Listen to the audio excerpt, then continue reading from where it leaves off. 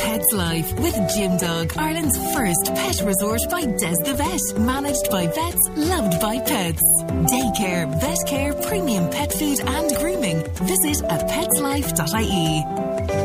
Pancake Tuesday already. It crept up on us, and I'm delighted to welcome Des Groom from Gym Dog for Des the Vet joining us for a Pets Live. Happy Pancake Tuesday, Des. Hiya, Dave, and I am happy because I'm delighted to see the lovely cream buns that you've kindly put together for me to bring back to the team in the vet hospital in Kildare, and three lovely buns with a sheep, an animal theme on them, on the icing, creatively made. So, as I say, the girls in Gym Dog and Kildare Vet Surgery will be delighted with these in their staff room at lunchtime. Yeah.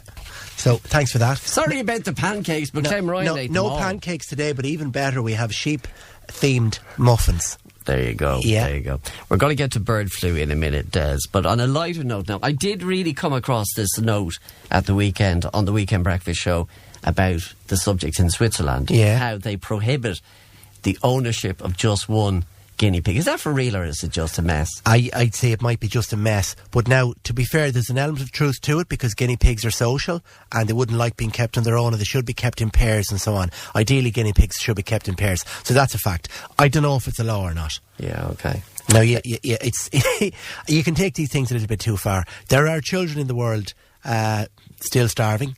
So we have to always keep things in perspective, I think. Absolutely. So we can care for our animals and look after our animals and all the rest of it, but even as a vet, I do believe that the most vulnerable humans in society are of a greater priority to all of us. If we're good citizens, it should be.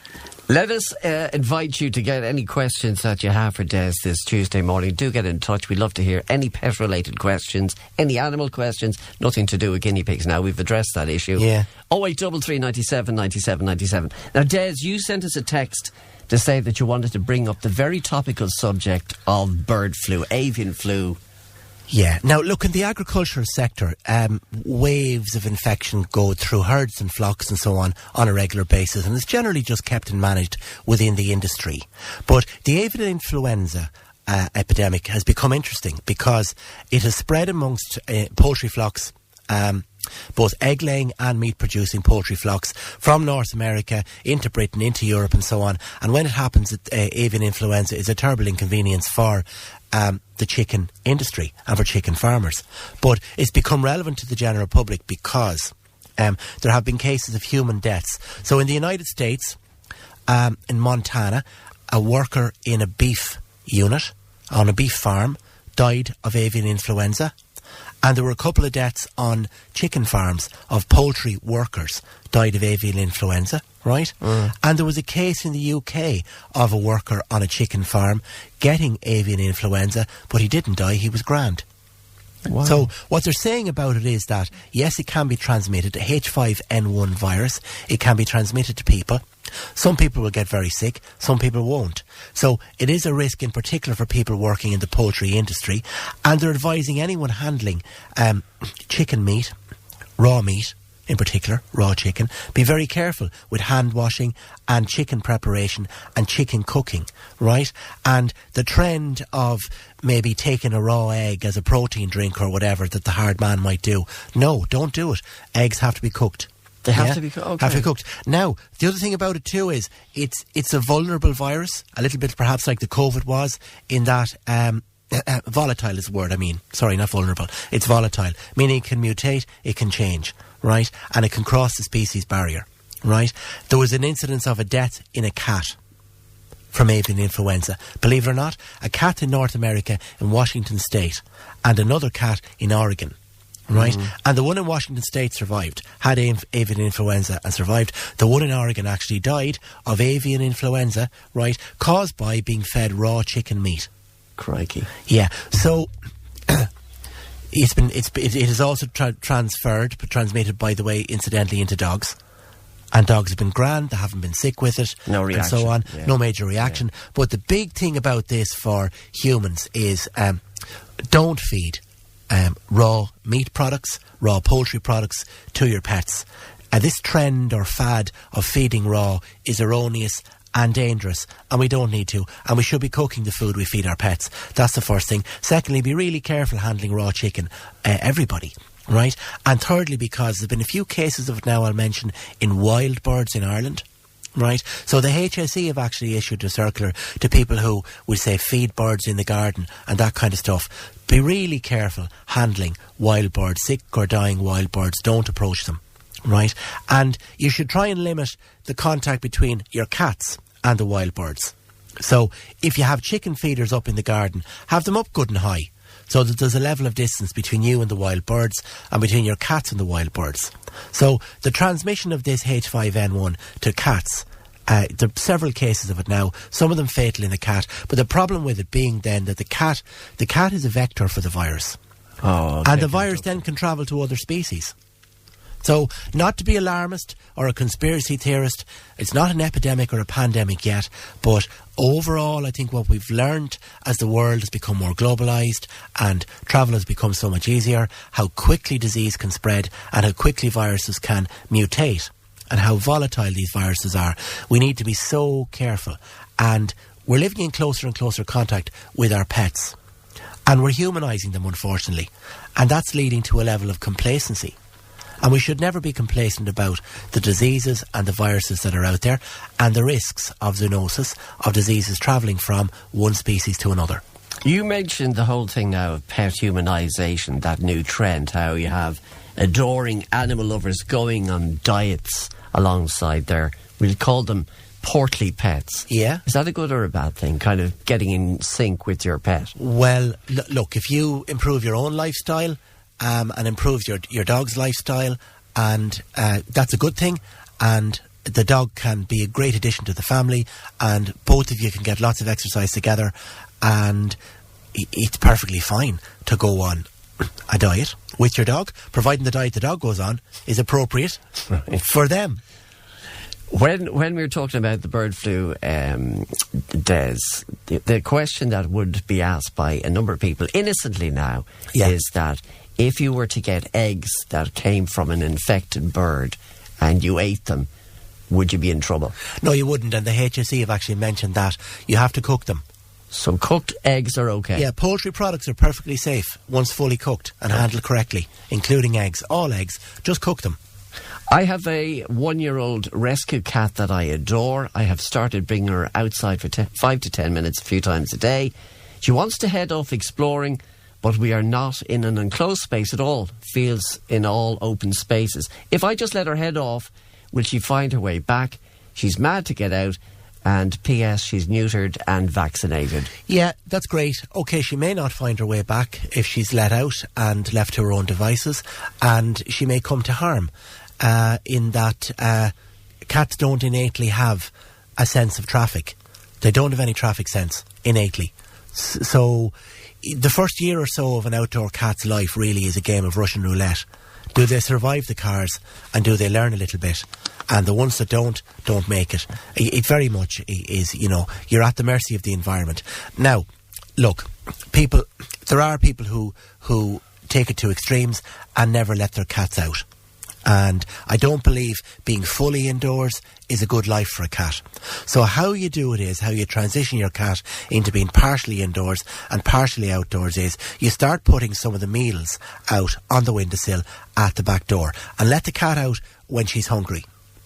And she'll stay local, she'll stay close to her food. So she needs to learn to establish an environment around your garden whereby she gets out and she explores her neighbourhood cautiously and comes back promptly and doesn't go too far.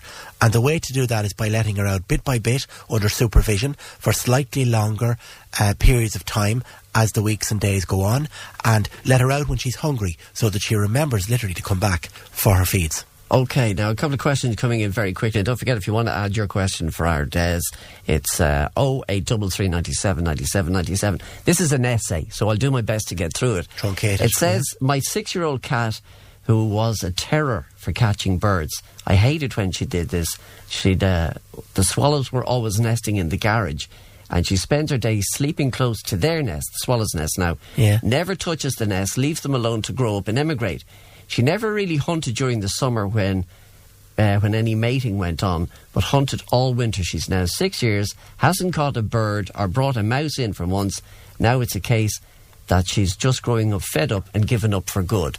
So it sounds like she's a recluse. She's gotten out of the habit of hunting and has gotten fed up of it and isn't bothering to hunt. And it sounds like the listener is happy enough with that.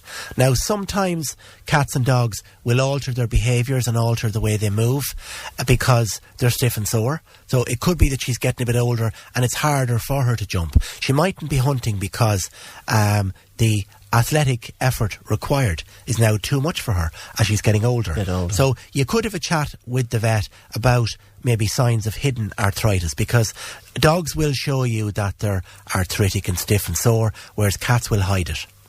Here's one, Des, that says, does my Dash need a vaccine? She has all hers. Does she need a yearly vaccine? Champ in Newbridge. Yeah, she does. I think I know Champ. Champ is an old running buddy of mine. He was a great jockey in his youth, and now he's a great runner. Runs on the Curragh, runs the Dublin Marathon, I think, every year, does Champ. Yeah, and he's wow. Yeah, he's a good man. He's a good guy and well-known, well-liked fella around the Newbridge area is Champ. But Champ, the dog needs its vaccinations every year. So a dog should get the canine cough vaccine and the 7-in-1, which is basically 2 shots, and get them together once a year. OK, how often should I shampoo my dog? She's a Labrador who gets very muddy on her walks, mainly her belly and legs. Phil Redmond. Yeah, Phil, you could do it once a week if you think you need to, absolutely. This idea that you shouldn't wash dogs is a bit of a myth, particularly when they're indoors with us and they're living in the house. They should be washed whenever they need it because you want to keep your house clean. Anna Keegan was on to say, my cat brings me presents, mice and birds at the back door. How can I discourage this natural behaviour? And as I said, Anna Kay. Yeah, I don't think you can really discourage it. I've never heard of a way to discourage it. She'll grow out of it after a while. There was a kind of a tongue-in-cheek theory I heard one time. The reason they do this for us is because they feel sorry for us because they never see us. They never see us hunt. So they're slightly in it's a superiority complex that they're able to hunt and we're not. Question for Des here, it says, and this is from Mervyn. What is your thoughts, Des, on the transmission of zoonotic diseases, is it? Example, TB from feral pigeons to livestock. Asking this question due to increasing rate of TB throughout the county. Thank you, Mervyn. Yeah, when he says throughout the county, does he mean County Kildare? I'd say he probably has some insight into farming goings on. Okay. Okay, again. Yes, he's just come back straight away. Kildare man. Yeah. Kildare man. I didn't know that, Mervyn, that TB was up in the county this year. But it does go in waves. One of the big issues at the moment in recent years is the deer population has exploded.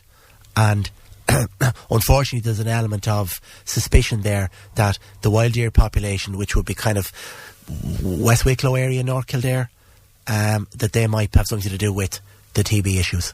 Mervyn's just come back and said, and it's gone nationwide as well, so that does buy into that. It's deer. Yeah. It's deer. This is why last year it was controversial enough, but it was necessary to do it.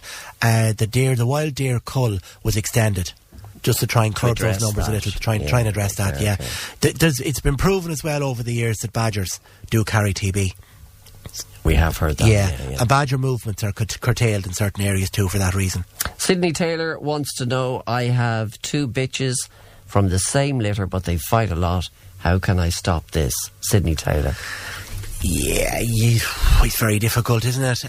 Right, that's a competitive thing, and it's a superiority or a kind of a one-upmanship going on amongst the 2 dogs. A bit of jealousy. They're competing for attention and they're competing for resources. What you probably need to do is establish a routine of giving each of them attention and time and walking individually and separately at different times of the day.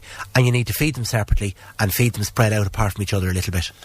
Question for Des. I have a 6-year-old tabby cat and noticed a few weeks back that his top lip is gone.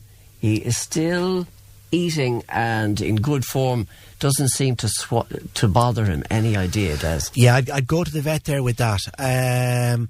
We don't know, of course. This owner hasn't said whether he thinks it's traumatic. In other words, was there an accident that took away part of the lip? Yeah. But no, what I'm visualising there is it really rings a bell for me. There's a type of an erosive ulceration of the lips. Right, which is caused by a form of cancer, a squamous cell.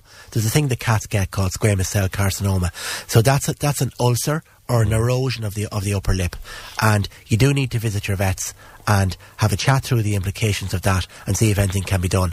That'll be painful, and it will be impacting on the cat's quality of life, and it does need to be addressed one way or the other. I would be suspicious, as I say, that that's a carcinoma and it's a type of erosion or an ulceration of the upper lip. Okay, the person has come back to say it wasn't an accident anyway. Then it's what I'm saying. Unfortunately, it might be the ulceration thing. Get to the vet, okay. Yeah. And another very enlightening person has just said plenty of deer, Dave and Des, now on the edge of Newbridge, just south of Pfizer. Yeah, they're creeping in. And I have done some health and safety inspection in a venison plant in the county within the last year or two, right, on behalf of the Department of Agriculture, and I can tell you that the deer that come in to be processed into venison meat, they're in fantastic condition. Right, wild deer. And one of the reasons why this is because there's an abundance of natural resources for them. And at times of the year when grass growth isn't great, they're breaking into farms and they are pilfering silage pits and causing trouble and damage on farms. So such are the deer numbers now that they're creeping over into farmland and even getting into farmyards.